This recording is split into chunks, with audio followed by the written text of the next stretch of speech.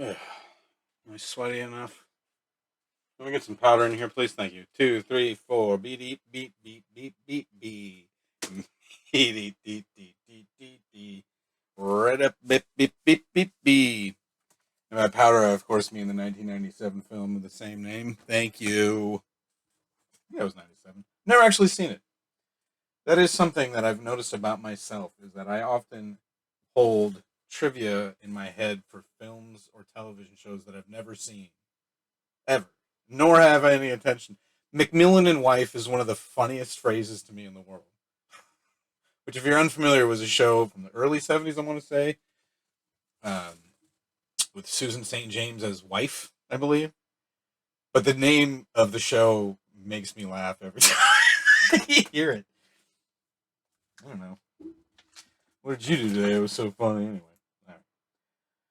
So kind of well, I mean, not a light week. I'm officially a month behind, which I believe means I have 300 comics to read. That's actually going low. No, I probably got about 60 or 70 over there to read. So I think, and I thought I had uh, plans this Sunday that I couldn't get out of, but as it turns out, I don't. So, because past, this past week, usually I have Sunday and Monday off, but this past week I had Thursday and Monday off, but Monday I was like, all right, I'm going to read some comical books, and then I read one. I mean, there's time I've been on I go through phases. I have like kicks that I go on for a while, and I'm on a big TV kick right now, which is not my favorite kick to have, but I am watching a lot of good television. I'm just not reading as much. Well, I am. I'm still reading that Maggie Haberman book. I'm almost done with that. Um, but yeah, I just haven't been reading a lot of comics lately. Uh, that will certainly change with these two. I've been keeping up picks of the week. First up is Year Zero, Volume Zero, Number One, from the good people at Artist, Writers, and Artisans. I believe is the what AWA stands for. This is the third volume of Year Zero. Obviously, it's even more of a prequel, which is a little silly, but I'm game. So this was my recommend for the.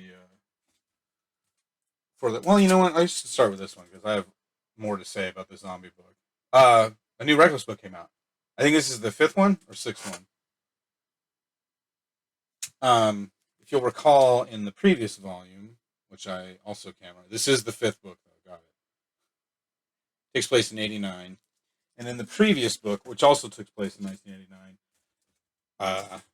the eponymous Reckless was nowhere to be found in the book at all. It was the adventures of his, long beleaguered sidekick slash valet slash secretary. I don't know what you'd call her exactly. His right hand, basically.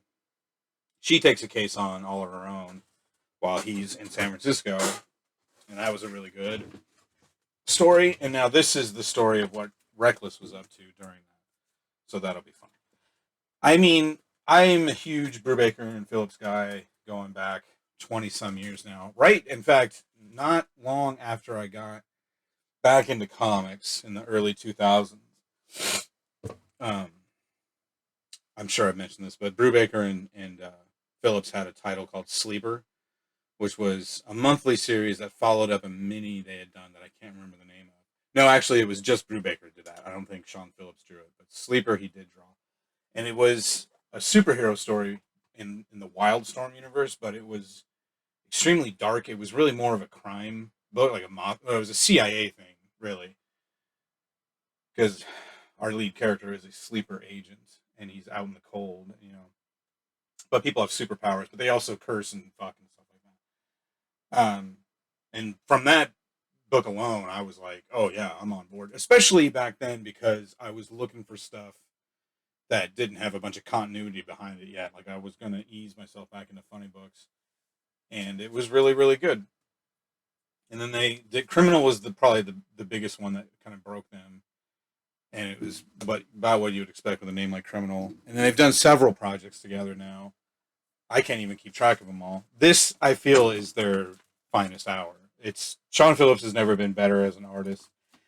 And Brubaker's strengths, he's a very, very good writer all around, but he's definitely a crime writer in his bones. And this is just pure. I can't, it's like, it's hard to even really get it across just how pure, like, private eye noir this Reckless series is. And it's also heartening because single issues, and comes up every few years, but single issues are on their way out. People aren't really buying them like they used to. People are buying the collected books of stuff. So if they're just going to do a full series of collected books, essentially, it's like, why not? Okay, back to year zero. So yeah, this was my pick for the shop as well, and I have a long. How long? You'll find out. No, I love zombie stuff. Always have. Well, not always. I saw Night of the Living Dead when I was 19 years old. I found it at a Blockbuster one summer day, and I bought it for $5 or whatever it was, and I took it home and I watched it in the middle of the day, and I pissed myself. I was so scared. It was the scariest movie I'd ever seen.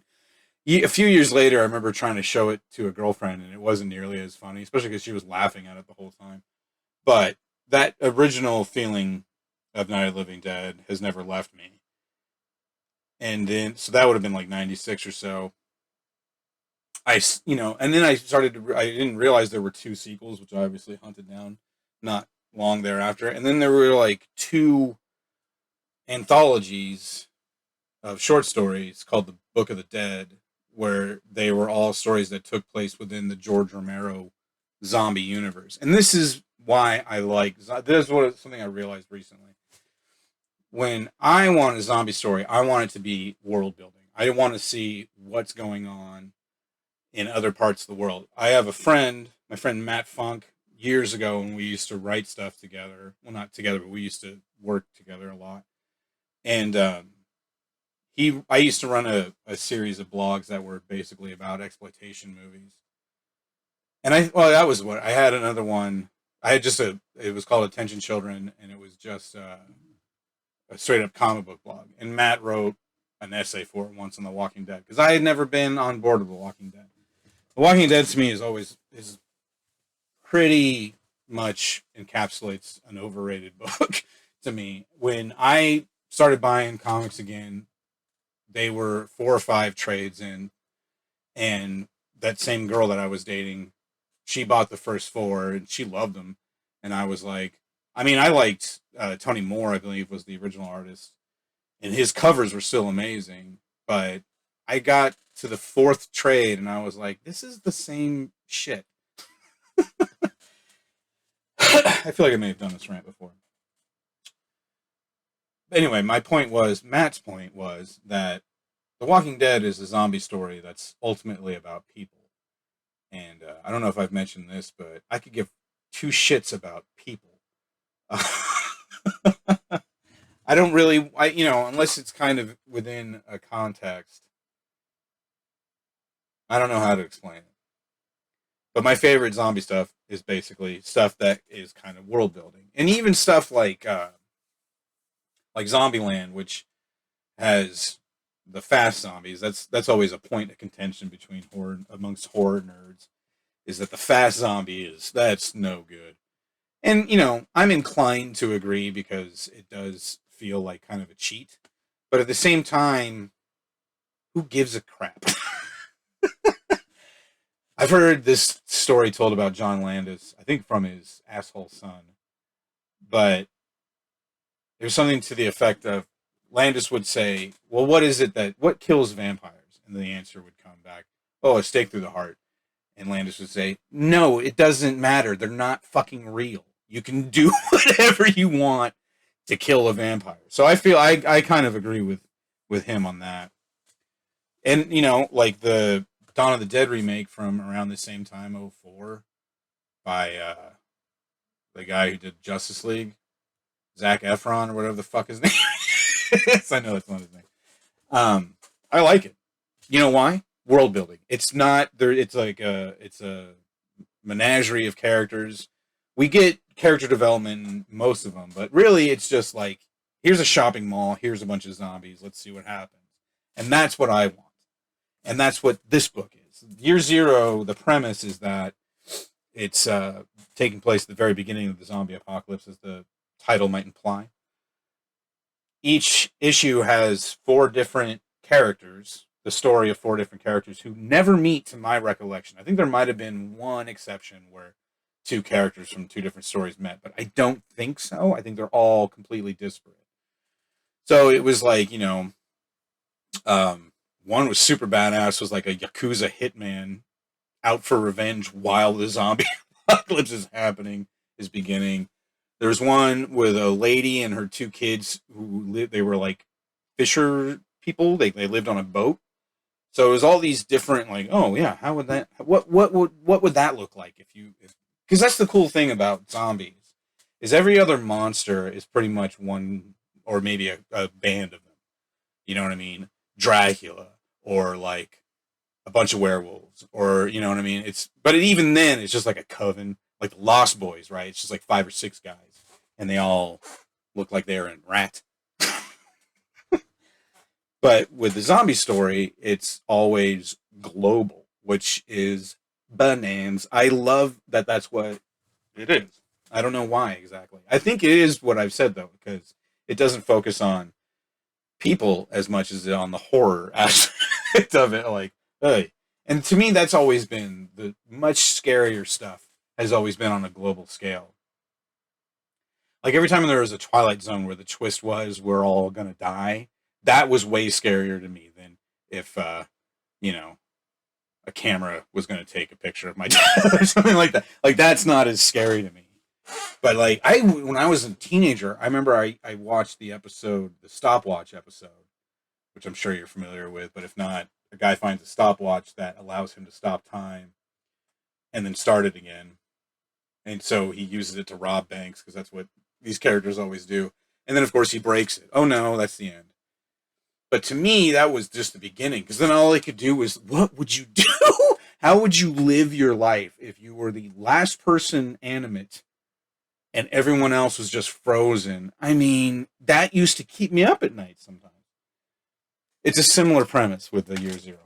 So since it's Volume Zero, I guess according to the solicit, it's going to take place even earlier in the zombie apocalypse, which seems one. And the covers are always amazing. They're always these really bland, typical American scenes that are obviously disgusting and full of the undead. It's written the first two series were written by Benjamin Percy, who writes Wolverine and X Force, and he wrote. Oh, he still is writing Ghost Rider right now, yeah. So I guess he's too busy at Marvel to do this book anymore. Daniel Kraus is writing it. I don't know his name, but you got Suzuka and Merva on art duties, and a finer pair of Eastern European artists you're not going to find in the comic book industry, says I. And I also say those are picks of the week. How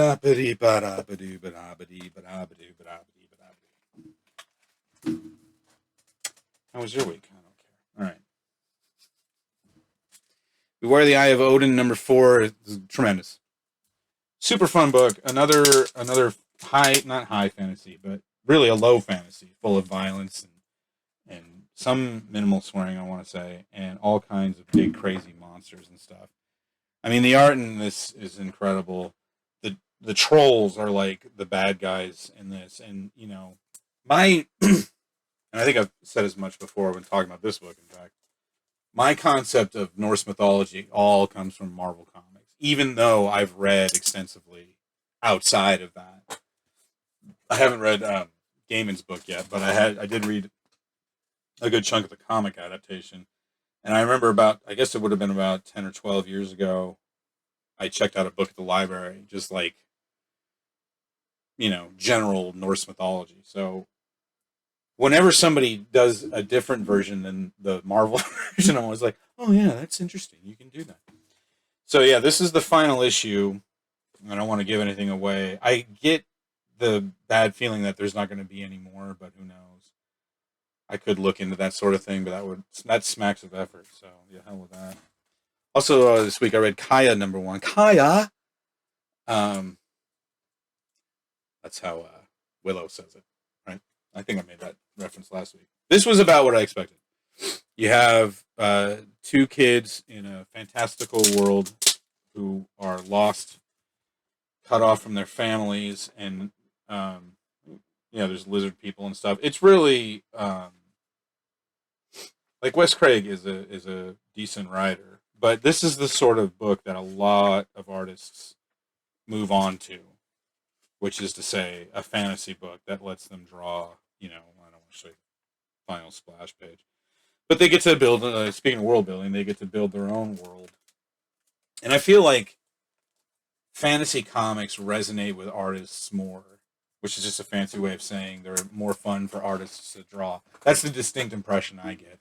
Now, clearly, artists of all stripe like drawing different books or this or that or the other thing, but what I've noticed is like, now I got to try to make it a pattern. Well, you had Bone by Jeff Smith, and that was kind of, at least for the modern era, the starting point. He's the Tolkien of this particular subgenre. And but he had never, it wasn't, that's not quite the same because Jeff Smith had not done anything else before that. Trying to think oh shit, why am I asking you? It doesn't matter. All I'm saying is that it's good. And but there is something to the Scotty Young, I think, has kind of done the same thing. When you let artists decide what they want to draw, they're going to want to draw vistas and you know people riding dinosaurs and shit like that. Why exactly? I don't know. It seems like it would be fun to draw, I guess. Finally, I read Hulk #9. So at the end of the previous arc, which I couldn't remember last week, because it was the Banner of War arc where Thor and Hulk fight, which is never not fun. The beginning of this series, it was heavily implied that Bruce Banner / the Hulk had committed some horrible crime in the city of El Paso, Texas, I believe. Which, for starters, who's going to notice in El Paso? I kid the town of El Paso, but I do think it's a shithole. And we found out in the course of Banner of War that one of the Hulk's disparate personalities, which they refer to as Titan, I think, which I think is implied heavily in this issue. It's basically the part of his father that's in him went crazy and killed a bunch of people in a bar fight. And it's that thing where, these characters have been around for so long. The Hulk has been around for 60 some years now. And they kind of have to remind the reader, like, he's actually a monster. He's not like, So at the end of the arc, though, Hulk and Thor fight, and it's super rad. And then at the end of it, Thor's like, you know what? Yeah. This is not... Like, they're friends, Thor and Hulk. They're teammates. So Thor basically lets him get away and tells everybody that he died. So now the Hulk is drifting in space, and he lands on a planet. Now, this arc is called Hulk Planet, which I'm pretty sure I mentioned last week is a reference to the Planet Hulk storyline, by Greg Pak, which was an incredible storyline where a lot of the stuff that ended up, not a lot of it, but a good chunk of stuff that ended up in Thor Ragnarok came from that storyline. At least as pertains to the Hulk. The Thor never shows up in that storyline. Silver Surfer does at one point, which is really cool, but can't do that yet, apparently. So Hulk lands on this planet, and he discovers the final, not to give it away, but the final page is they have this character Monolith on this planet, and they have statues of the Hulk built and stuff. And so she says, "Welcome home," and it's like, what? But he's never been here. Right? So we're gonna find out. I'm really excited because, like I say, it feels like it's been months and months without a Hulk book, and the Hulk remains one of my favorite characters. So I'm glad he's back in rotation. The good old Donny Cates on board. Yeah, it's good stuff. All right. Ooh, brought it in under 20 this week. You're welcome.